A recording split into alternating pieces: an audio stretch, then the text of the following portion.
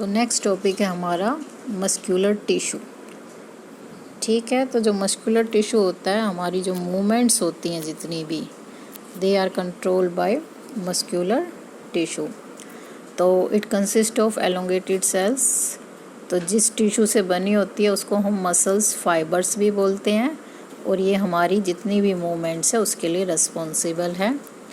ठीक, तो बॉडी के अंदर 3 टाइप का ये टिश्यू होता है, जो मसल्स टिश्यू है 3 टाइप का पाया जाता है, और ये एक स्पेशल प्रोटीन से बना होता है जिसको हम कॉन्ट्रैक्टाइल प्रोटीन बोलते हैं।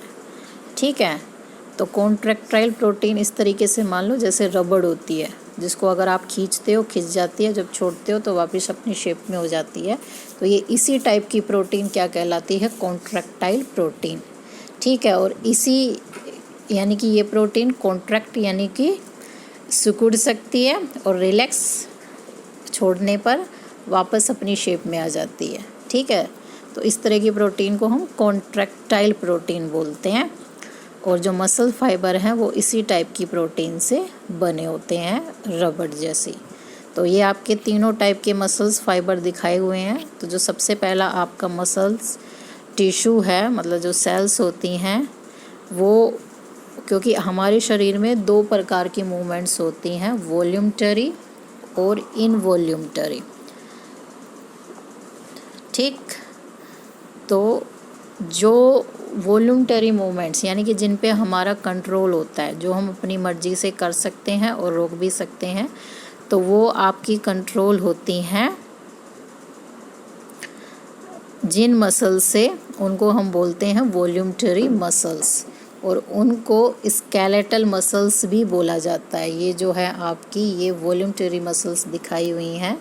ठीक है, और दूसरा नाम है इनका स्केलेटल मसल्स, क्योंकि ये आपकी हड्डियों से जुड़ी होती हैं, यानी कि स्केलेटल सिस्टम से जुड़ी होती हैं, इसलिए इनका दूसरा नाम पड़ा हुआ है स्केलेटल मसल्स। ठीक, तो ये हमारी ऐच्छिक यानी कि जो हम अपनी मर्जी से करते हैं उन मूवमेंट्स को कंट्रोल करती हैं, यानी कि ऐसी जगह जैसे कि आपके हाथ पैर हैं, उन पे आपका पूरा कंट्रोल है। अब जब चाहे चलोगे, आपका मन नहीं कर रहा है तो आप खड़े हो जाओगे। ठीक है, अपने हाथों से जो भी काम करना है जब मर्जी है करोगे, नहीं करना है नहीं करोगे। ठीक, तो ऐसी जगह आपकी ये वाली मसल्स पाई जाती हैं, स्केलेटल मसल्स या फिर वॉल्यूमटरी मसल्स। तो इनके फीचर्स क्या होते हैं जो आपको यहाँ पे दिख रहा है? तो एक तो ये सिलेंड्रिकल होती हैं शेप में, ये आपकी जो शेप होती है सिलेंड्रिकल कहलाती है। दूसरा, इसमें बैंड्स नज़र आते हैं। ठीक है, बैंड्स यानी कि इस तरीके से अगर हम इसे माइक्रोस्कोप में देखते हैं तो इस पे इस तरीके से बैंड्स नज़र आते हैं, यानी कि जो ये लाइन है ये तो इसका डार्क रीजन होता है, और जो ये बीच में वाइट है ये इसका लाइट रीजन होता है। तो बैंड्स नज़र आते हैं और इसको हम बोलते हैं स्ट्राइशन। बैंड्स का नज़र आना क्या बोला कहलाता है? स्ट्राइशन, यानी कि इन पे स्ट्राइशन नज़र आते हैं। ठीक है, तो इसके अलावा ये मल्टी न्यूक्लिएट होती हैं, यानी कि एक ही सेल के अंदर एक से ज़्यादा न्यूक्लियाई होते हैं। ऐसा क्यों होता है? क्योंकि जो आपका काम है आपके लिम्स में पाई जाती है, लिम्स मतलब हाथ और पैरों में। ठीक है, तो ज़्यादा काम आप वहीं से करते हो, जैसे भागना, वहाँ पे एनर्जी की भी ज़्यादा जरूरत पड़ती होती है, तो इस वजह से ये मल्टी न्यूक्लिएट सेल्स होती हैं ज़्यादातर। तो ये स्ट्राइशन शो करती हैं, as a result they are called striated muscles. तो हम इनको स्ट्राइटेड मसल्स भी बोलते हैं। ठीक, striated muscles, the cell of the tissue are long, cylindrical, unbranched यानी कि ब्रांचेस नहीं होती, मल्टी न्यूक्लिएट यानी कि हैविंग मैनी न्यूक्लियाई। तो ये हो गई आपकी सिलेंड्रिकल। ठीक, साइड में इनकी कोई ब्रांच नहीं निकली होती है। और जी मल्टी न्यूक्लिएट यानी कि एक ही सेल के अंदर बहुत सारे न्यूक्लियस होते हैं। ठीक है, और इस तरीके से इस पे लाइट एंड डार्क बैंड्स नज़र आते हैं, तो इसको हम स्ट्राइशन बोलते हैं। इस वजह से इसका एक और नाम पड़ा हुआ है स्ट्राइटेड मसल्स। और ये हमारी कौन सी मूवमेंट को कंट्रोल करती है? वॉल्यूमटरी वॉल्यूम्टरी यानी कि ऐच्छिक क्रियाओं को कंट्रोल करती है और ये आपके लिम्स यानी कि हाथ और पैरों में पाई जाती है। दूसरे टाइप की आपकी जो मसल्स हैं वो आपकी कहाँ पाई जाती हैं? एलिमेंट्री कैनाल में। और जी ये वो होती हैं यानी कि ये आपके वो पार्ट होंगे जिन पे आपका कोई कंट्रोल नहीं है, जैसे आपकी पलकों का झपकना। ठीक है, आप इस पे कंट्रोल नहीं कर सकते, थोड़ी देर के लिए आप रोक सकते हो लेकिन बहुत लंबे टाइम के लिए नहीं। आपकी एलिमेंट्री कैनाल, ठीक, एलिमेंट्री कैनाल जो आपकी ओसियोफेगस से, स्टोमक से, फिर इंटेस्टाइन से जो लास्ट पार्ट है रेक्टम, वो पूरी एलिमेंट्री कैनाल कहलाती है। तो जब आपका फूड इसमें आता है अंदर तो इसमें मूवमेंट होती है वही कॉन्ट्रैक्शन और रिलैक्सेशन वाली, जिससे ये फूड नीचे की तरफ चलता जाता है। ठीक है, इस मूवमेंट की वजह से फूड नीचे की तरफ उतरता है। तो लेकिन इस वाली मूवमेंट्स पे आपका कंट्रोल नहीं होता, तो इसलिए ये इनवॉल्यूंटरी मूवमेंट्स कहलाते हैं। ठीक, और जो ये मसल्स हैं जो इनमें पाई जाती हैं वो आपकी कहलाती हैं स्मूथ मसल्स, या फिर दूसरा क्या नाम है इसका? इनवॉल्यूंटरी मसल्स, क्योंकि ये अनैच्छिक क्रियाओं को कंट्रोल करती हैं। ठीक है, यानी कि उन क्रियाओं को कंट्रोल करती हैं जिनको आप अपनी मर्जी से शुरू या रोक नहीं सकते। ठीक, तो ये आपकी एलिमेंट्री कैनाल में है। इसके अलावा इरीज ऑफ आई, जो पुतली होती है आँख में, आपने देखा होगा ये छोटी और बड़ी हो जाती है। ठीक है, तो इरीज में होती है, यूरेटर्स में पाई जाती है, और ब्रोंची ऑफ लंग्स इनमें। तो इन जगह आपकी ये वाली मसल्स पाई जाती हैं। इनकी शेप क्या होती है? शेप इनकी होती है इस तरीके से, ये मैं एक सेल दिखा रही हूँ। ठीक है, लॉन्ग और पॉइंटेड।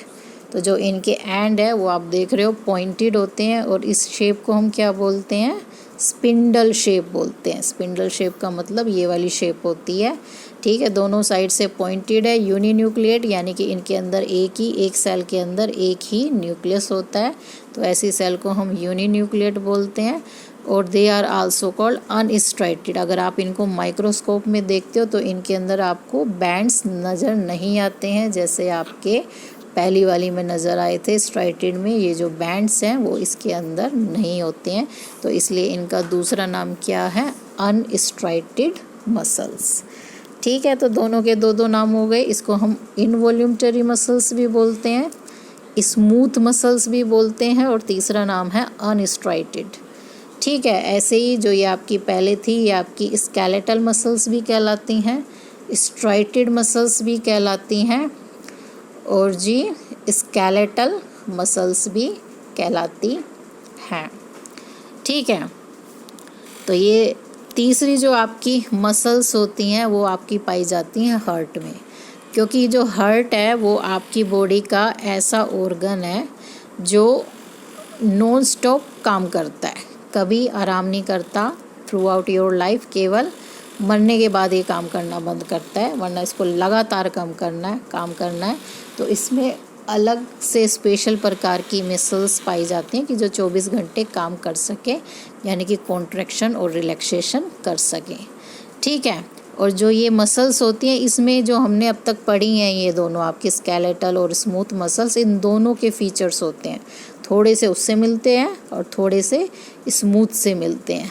ठीक है, हालांकि कैटेगरी ये भी इनवॉल्यूंटरी में ही है, क्योंकि आप अपनी मर्ज़ी से हार्ट को पंप नहीं करवा सकते हो, वो अपने आप पंप करता रहता है। ठीक है, आपका उस पर कोई कंट्रोल नहीं है।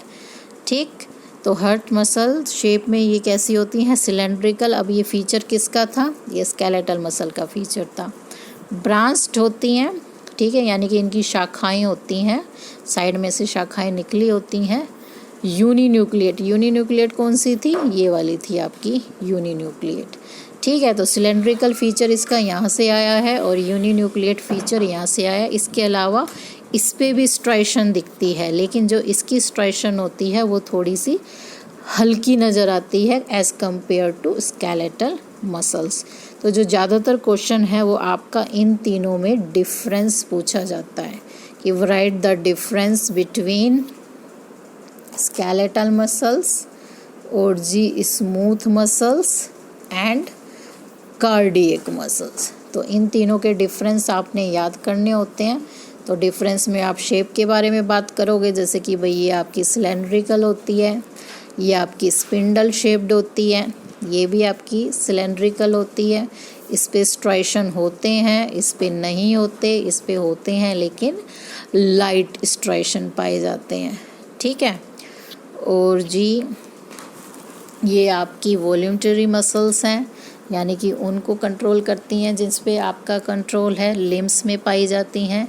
ये इनवॉल्यूंटरी है, इस पे आपका कोई कंट्रोल नहीं है, आपकी इरीज में और जी एल्वियोली में यहाँ पे पाई जाती हैं, ब्रोंचियोल में, यूरेटर में, ये आपकी केवल हार्ट में पाई जाती हैं।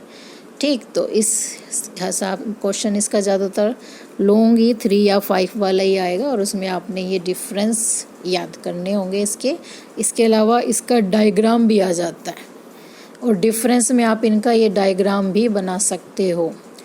ठीक, तो डायग्राम भी इसकी अच्छे से प्रैक्टिस कर लेना। तो इसमें जब आप ये बनाओगे, सिलेंड्रिकल शेप है, ये इसके बैंड नज़र आ रहे हैं, ये बैंड है आपके, और ये न्यूक्लियस है जो कि मल्टी न्यूक्लिएट है। ठीक है, तो ये 3 चीज़ें आपने ज़रूर दिखानी है, बैंड्स यानी कि स्ट्राइशन, मल्टी न्यूक्लिएट कंडीशन दिखानी है, और इसकी ये शेप हो गई। ये आपकी स्पिंडल है, तो स्पिंडल आपको मैंने एक बना के दिखाई थी, एक आपकी ऐसे होती है, उसके बराबर में ही आप और बना के ऐसे दिखा सकते हो। तो इसकी शेप स्पिंडल है और यूनी न्यूक्लिएट है। और जी इसमें आपको ये जो तीसरी है, ये ब्रांचेस भी दिखाई हुई हैं, यूनी न्यूक्लिएट कंडीशन है। ठीक है, क्योंकि ये एक सेल है यहाँ से, तो एक सिंगल न्यूक्लियस नज़र आ रहा है। ठीक, और इसमें हल्के हल्के बैंड्स भी नज़र आ रहे हैं। तो ये डायग्राम ज़रूर कर लेना इसके और डिफरेंस।